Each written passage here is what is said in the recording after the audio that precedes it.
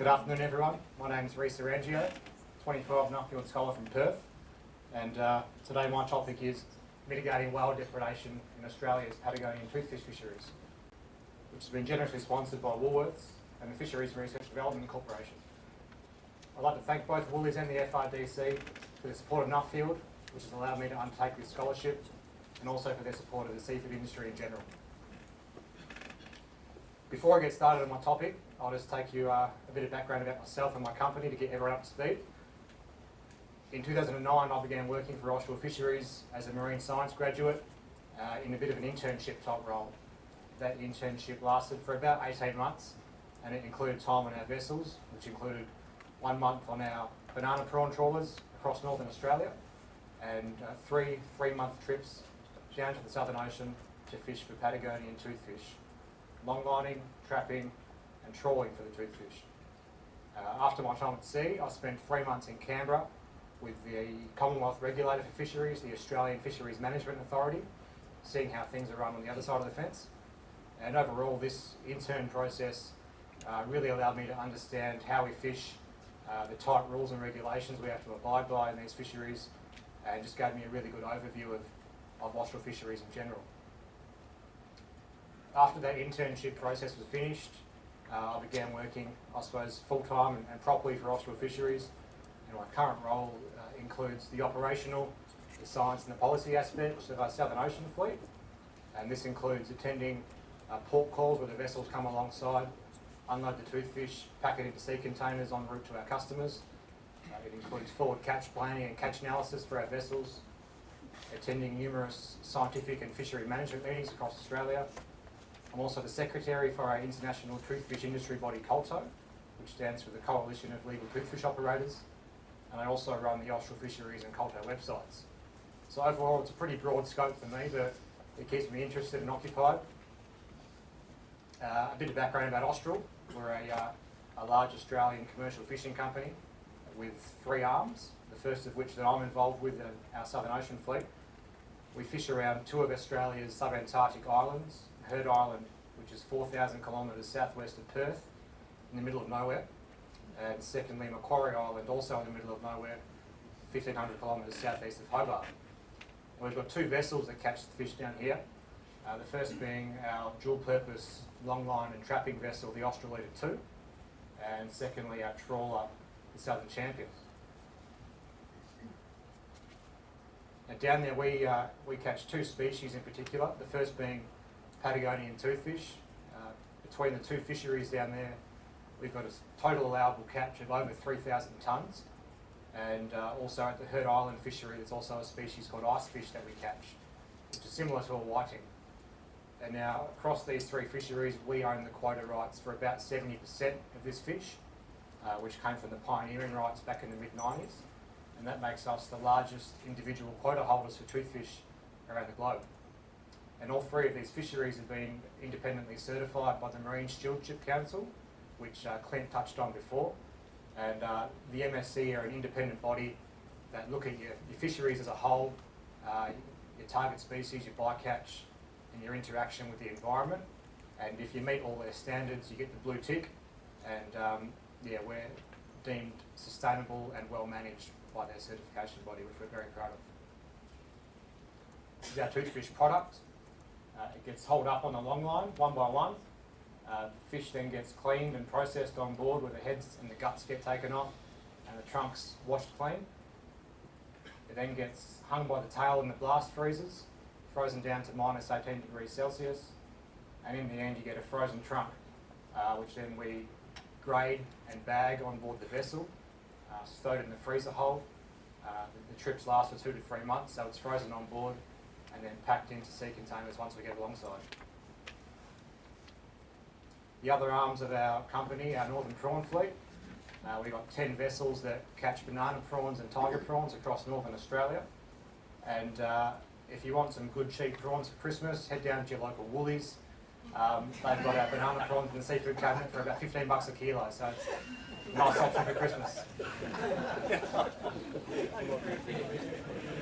Our final arm of our company is our seafood trading division. We distribute imported and domestic seafood across Australia to restaurants and retailers, and the head office for that is in the Sydney Fish Market, and we've also got offices in Perth and Brisbane as well. And as I said, my Nuffield topic is mitigating whale depredation in Australia's toothfish fisheries. And most people don't know a lot about toothfish, but they're caught generally below 45 degrees south of the equator and around subantarctic islands or continental shelf slopes. And this map represents the various toothfish fisheries across the world.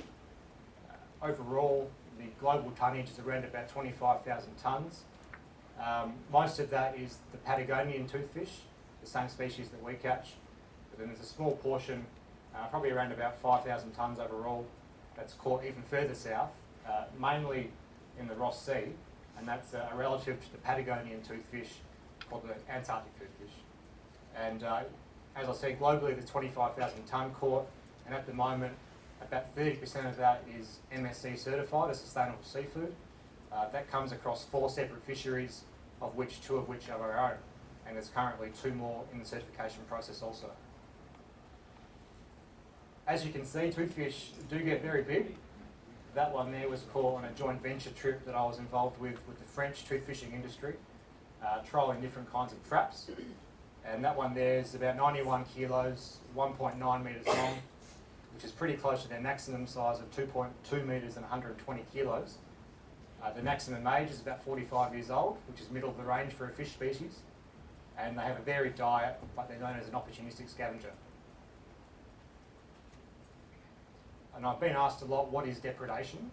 Well, whale depredation is the removal, or we like to call it the stealing of fish from fishing gear by whales. And the reason for me to look into this subject with Nuffield was last year we encountered our first experience of sperm whale depredation at our toothfish fishery at Heard Island. And something similar to this happened. So the toothfish gets hauled up on the hook and it's been half eaten by a whale. And that was our first instance, so it's a very new thing for us, and we really don't want this behaviour to spread amongst the whale population in our area.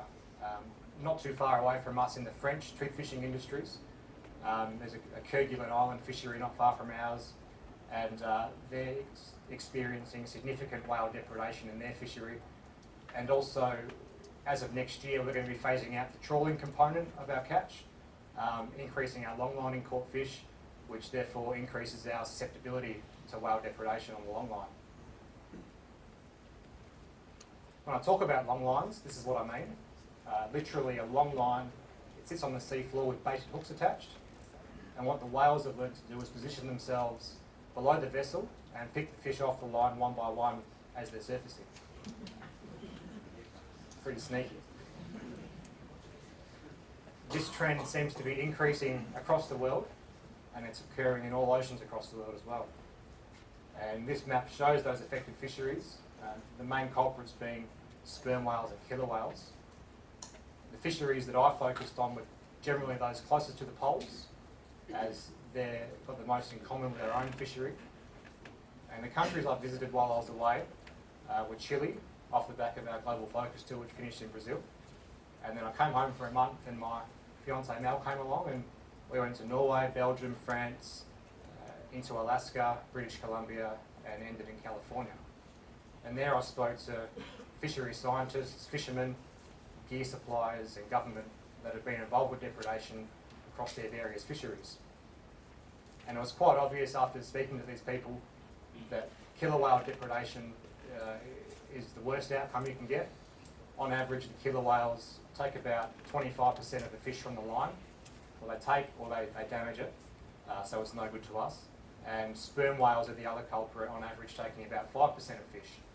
At times this does blow out to figures as high as 75% if the whales are feeling particularly aggressive. And I've got a couple of video stills here which are from the only underwater video footage of whale depredation in the world.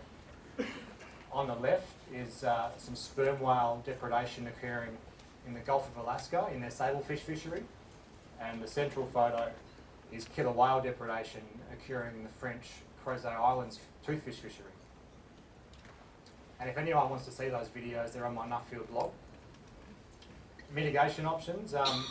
Around the world, had a look at all the different fisheries and seeing what they were doing, and my aim was to find what might be the best fit for us moving forward as a company. And I must say that we're not out to harm the whales, we're simply trying to deter them, distract them, or even better for us to avoid them altogether. And unfortunately there's no silver bullet, but I did find a few options that I think do have potential for us moving forward. As I said, I went to Chile and France, and the two guys next to me in the photo, Paul Tixier on the left and Christophe Guinet on the right, they're both toothfish scientists based in Western France, working on the two French toothfish fisheries in the Southern Ocean.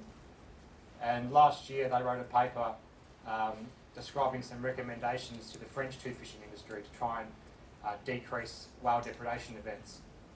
And their advice to fishermen was, first of all, to decrease your line length, decrease your fishing depth, and decrease your hauling speed. Increase your hauling speed. And this is in the effort to try and ensure that if the whales do arrive, there's not a large amount of line left in the water, not giving them the chance to depredate to a large extent. And following on to that, their second bit of advice was to, if sperm whales or killer whales were spotted close by the vessel, to stop hauling, to buoy off your line, which means to reattach the surface buoys, drop the line back down to the sea floor where the whales can't get to them, and also move away, move at least 40 miles away. And it was found that this 40-mile range significantly decreased the chance of the whales finding the vessel again within a couple of days. Another option is fishing gear, and we use an automatic long line where hooks are fed through an automatic baiting machine, although most of the fishermen in South America use a manual long line method called the catch la terra method, where they individually hand bait each hook. And the guy I'm standing with there is Professor Carlos Moreno from Valdivia in Chile, and he's been, I suppose, the guy that's been largely involved within the science side of things and developing the catch la terra, which is a meshed protective sleeve that protects the fish from the whales. And the way that it works is, while the gear's fishing, the catch la terra floats as it's positively buoyant, so it stays away from the fish and the hooks. But then as the gears hold up to the surface, the force of the fishing gear up through the water forces the catch la terra down over the fish and therefore protects it from hungry whales. This has been really successful against sperm whales, but the killer whales have actually devised a way to get underneath the net, work in pairs to outsmart the fishermen once again. So for us, this isn't really a viable option, even though it does work for sperm whales, because it means that we'd have to completely change our vessel setup and our gear setup. We'd need more men on the boat to work this gear, and it would also mean that we're shooting less hooks per day. So overall, it would slow the process down, and it wouldn't be very profitable for us. On the other hand, traps have proven to significantly eliminate whale depredation, as once the fish are inside the trap, the whales can't get to them. And we've got a trap supplier over in France, in Western France, and Mel and I visited him for a couple of days, stayed in his lovely coastal home. He took us out trap fishing with a couple of new types of traps that he's tried, and they were quite successful there. We caught a couple of crays and a couple of fish for dinner, so that was good. And this photo here, these collapsible pots, they've been found to catch about 17% better than the original traps we were using for toothfish over the last few years. So we're taking the vessel down in December for potentially its last trapping trip, because in the last few years we've lost a lot of money trying to figure out how to fish efficiently with traps, and hopefully these new collapsible traps will prove the difference, and we might be able to break even and in the future years make some money off traps and eliminate whale depredation. But at the moment it's 50-50, so I'll have some more answers as of at the end of summer once we go down and try these new traps. But yeah, it's an interesting process, and hopefully they can work for us. Another mitigation option is acoustic devices. These come in various forms, two of which that really stuck out to me over the course of my trip. The first one was the orca saver device. This isn't good for us because it only affects killer whales, and as I said, we've only been affected by sperm whales so far, but Against the killer whales, this thing is hung below the vessel and it emits sonar pulses that are aimed to interfere with killer whale sonar, and it just really annoys them. So they tend to stay away from the vessel, but we've had mixed reports over this. Some fishermen have said that, yeah, it's increased our catch rates again by up to 30%. And then other fishermen have said after about a week of using it, the whales figure it out and they realise the fish is still there, so they'll come back and take the fish anyway. Implementation for this device is about 45,000 euros, which might sound like a lot, but when the fisherman's catching about $30,000 worth of fish per day, it wouldn't take long to pay off this investment and the fisherman would be better off for it. So I found that quite interesting. Secondly, there's the use of active decoys in Alaska. And what active decoys are a single anchored downline with a hydrophone attached for listening to whales and an acoustic device attached which emits different sounds into the water. And in this case, they emitted the sound of an engine noise, as it was found that the engine cue is the main factor in attracting whales to a vessel. And last year they put out one of these active decoys in the Gulf of Alaska about 10 kilometres away from true fishing location. And this actually held the attention of sperm whales for about 3 hours before the signal began to fail. So they're doing some more work with this over the next year, and it'll be interesting to see how that goes. With this same setup though, taking away the acoustic device, so we just got the hydrophone, and I'm talking to John Ford here in Nanaimo in British Columbia about this, and with a hydrophone placed at different areas of our fishery, for example, we could use that to listen for whales across different times of year, and therefore detect the presence or the absence of whales in those areas. And this hasn't been done in our fishery, but if we did do this, we'd be able to get this data, potentially use it to stay away from the areas that we know the whales are visiting at those times of years, and yeah, be better off for it. So I met with a guy from Cairns last week who's an Australian expert in this, and we're looking to build a project proposal, maybe give it to the FRDC to look at for some funding over the next few months. So that was really beneficial for me also. There were a few options that were still in development while I was away.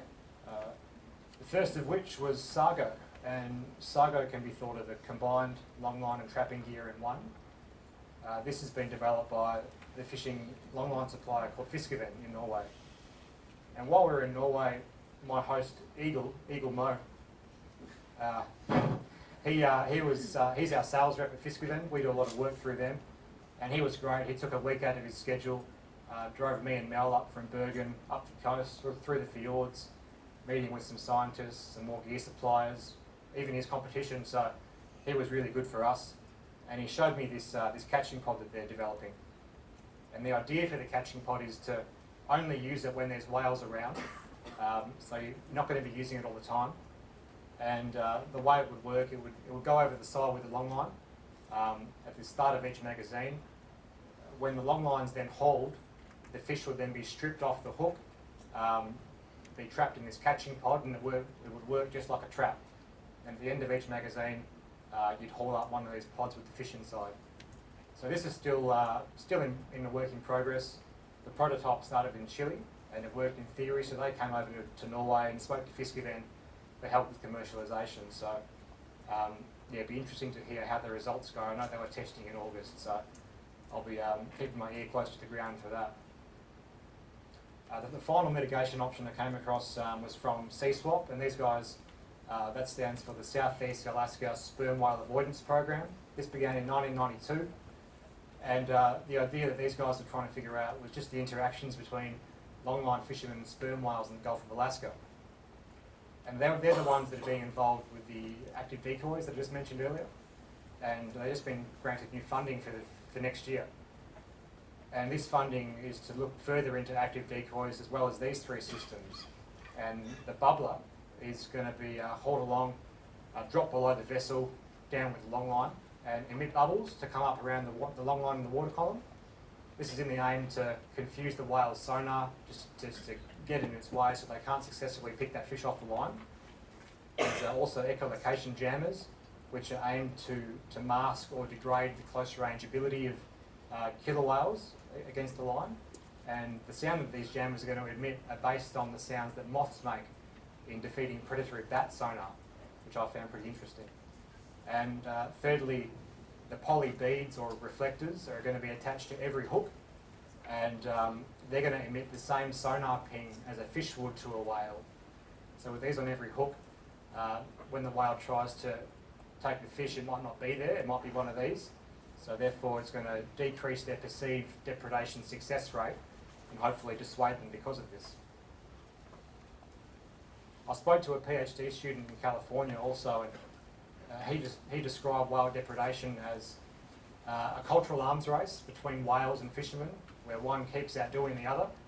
And it was really stuck out to me that no one option is going to work, but the fisherman needs a range of options to work with, and you may have to change those options all the time.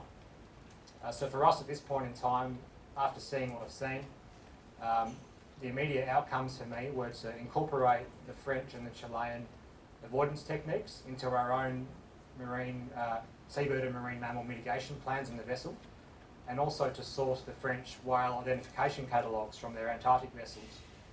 So therefore we can compare any whale sightings with what they've already seen in their waters. My recommendations to the Australian toothfish industry is to buoy off any gear and steam away on the sighting of any sperm whales or killer whales in the fishery. This is so the whales don't get the chance to depredate, develop their skill further, and for it to spread throughout their population. To continue the work with traps, we may be losing money now, but if we can learn to fish efficiently with these traps, it's going to be better for us in the long run. And in the short to medium term, to set up a few of these acoustic listening devices across the fishery. And with this information, we might be able to then avoid the certain areas where the whales are visiting at certain times of year. And lastly, the active decoys may come into play if whale depredation does increase in our fishery. And before I finish, I've got a few thank yous I'd like to go through. First of all, my global focus group, we went away in February and March this year, and I think Smarty summed it up perfectly, as I've got now some new friends for life. These guys are great. Had a lot of fun with you all, and thanks for explaining all the farming terms in a bit more detail for me. It was greatly appreciated. Jim Gelch, don't know where you are, but you're a machine. We all appreciate the work that you do. So thanks to you and the team at Nuffield, as well as my sponsors, the FRDC and Woolworths, for allowing me to undertake this once-in-a-lifetime opportunity. It's been life-changing, it's been amazing. I think I'm also the first scholar to incorporate a study trip with a proposal to my now fiancée Melissa.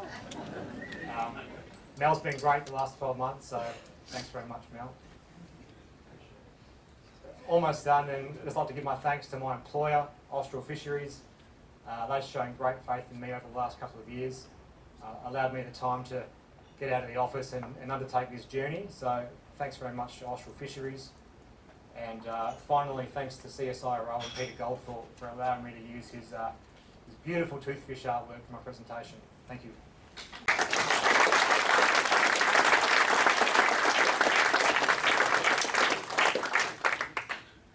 Another option might be just a bigger Christmas hamper or a few Japanese boats down there, perhaps. I shouldn't comment on that. Outstanding, Rhys. It's great to see the work and what you do, and we spoke when you were down at our place about and your interest in agriculture, and it's also our interest in fishing, which and we're so pleased to see what you've done. We've got some questions. Yeah, Clint Sharp, I was the guy that bored you before lunch. Rhys, great speech, mate, great presentation. We've also got depredation issues with sharks, and in particular the great whites, when we're towing the tuna home.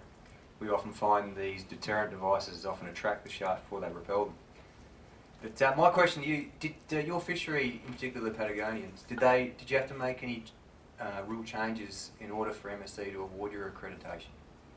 Changes for depredation, just in general? No, in general, across the fishery. Yep, no, I know we had to. Yeah, we're really tightly regulated, being an Antarctic fishery. It's really tightly governed by an organisation called CAMAR, which is the Commission for the Conservation of Antarctic Marine Living Resources. They're meeting in Hobart this week, actually, but the the science down there is world class. All the science is peer reviewed. We've already got large marine protected areas in place, and I think we've locked away 39.6% of all grounds shallower than 500 metres for a marine reserve. At one stage, both the Heard Island and the Macquarie Island marine reserves were rated at the 6th and the 8th largest in the world. Our bycatch is very low, at about 8% of total tonnage brought on board. So we didn't have to make many changes, Clint, no.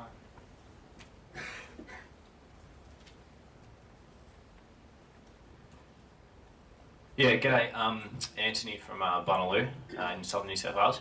I was going to say if you just went to Japan first up, you probably could have solved a lot of problems as well. But I was going to say in terms of looking for a strategy to keep the whales away. I mean, like it's probably like for rice it's ducks, and for other people it can be kangaroos, things like that. And so they're a pest. But for the general public, you know they're a protected species, and things like sonar and that get a bad rap. They talk about beaching whales. Is that something that really concerns you about finding an alternative that also is perceived to be a friendly thing to the general public? Yeah, very good point.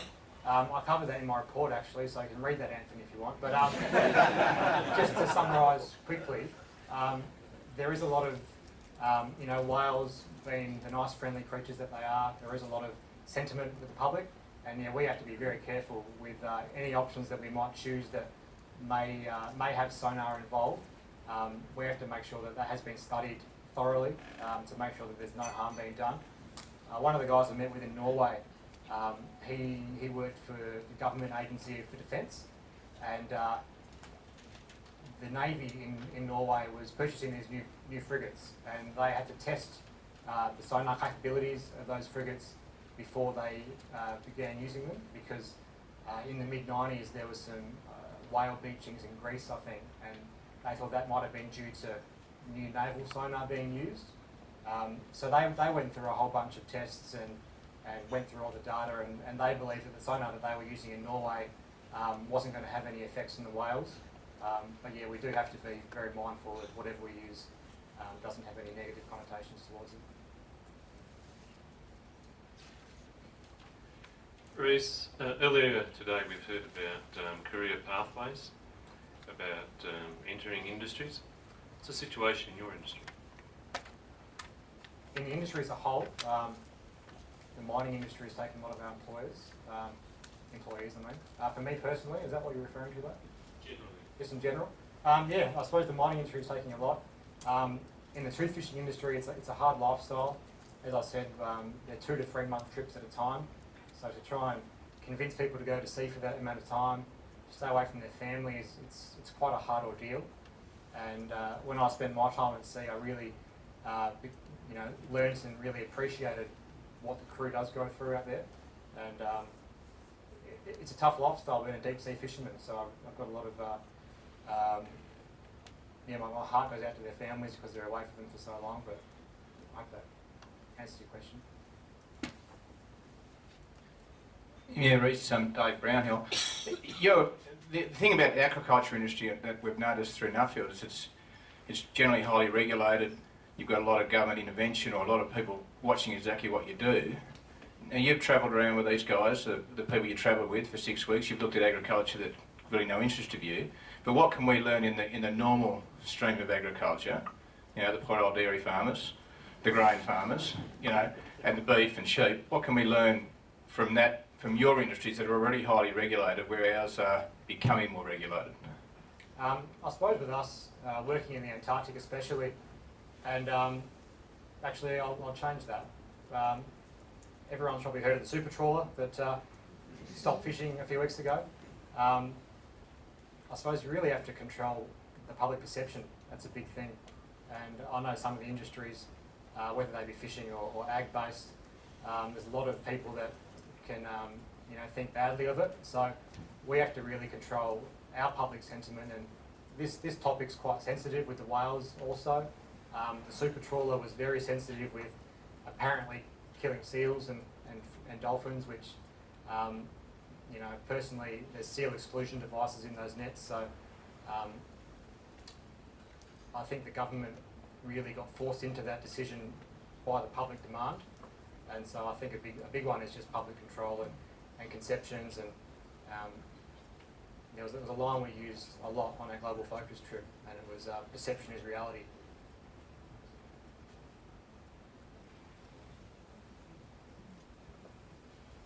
Thanks, Rhys. David Cook from Shepparton.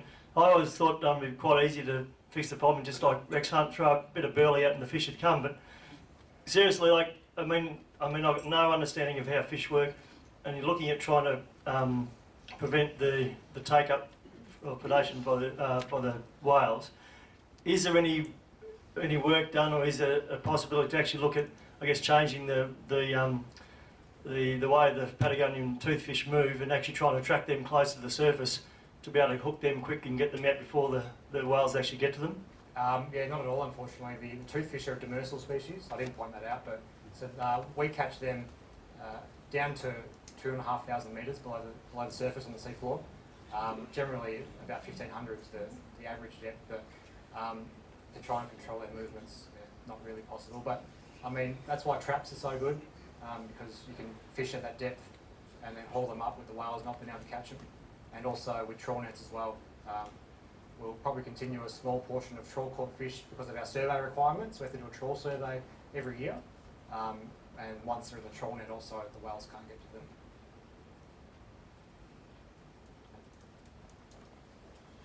How did they find them anyway? Did someone just go out there and drop a line down 2.5 k's and down the It's Antarctica? a fascinating story, actually, Andrew. The name Patagonian Toothfish indicates that they're from Patagonia, so off the South American coast of Chile and Argentina, these fisheries have been going for 30, 40 odd years. And the continental shelf drop-off is quite narrow, so quite close to the coast of South America is their fishery. And just over the 80s and 90s, people kind of put two and two together and they started targeting the small islands off South America. There's South Georgia, the Falklands, and then moving east there's the South African Prince Edward and Marion Islands, then the French Crozet and Kerguelen Islands. And then that was when we came into play and we thought, well, they're all doing it. We took a boat down there in '95 and yeah, found the white gold, they call it. One last quick one. Yeah, Don Madden, I'm just wondering if you're giving all these killer whales and sperm whales, even the confused looking one you had in the slide, if they keep on giving them free lunches and there's no predation on them, at what point do their populations become a problem for themselves? Yeah, good question. Something I probably don't have an answer for, but in our fishery it's not a significant effect right now. In places like Alaska, they found that it's kind of plateaued because there's an uptake rate where the depredation increases quite significantly at the start, then it spreads across the population, and then the effect kind of plateaus because most of the whales have figured out how to do it, so the effect isn't increasing anymore, but it does change the way they interact naturally, and it does change their natural feeding behaviour, for sure. Outstanding, Rhys. You got a very interesting back paddock, and if Terry can come up, and if you can put your hands together for Rhys.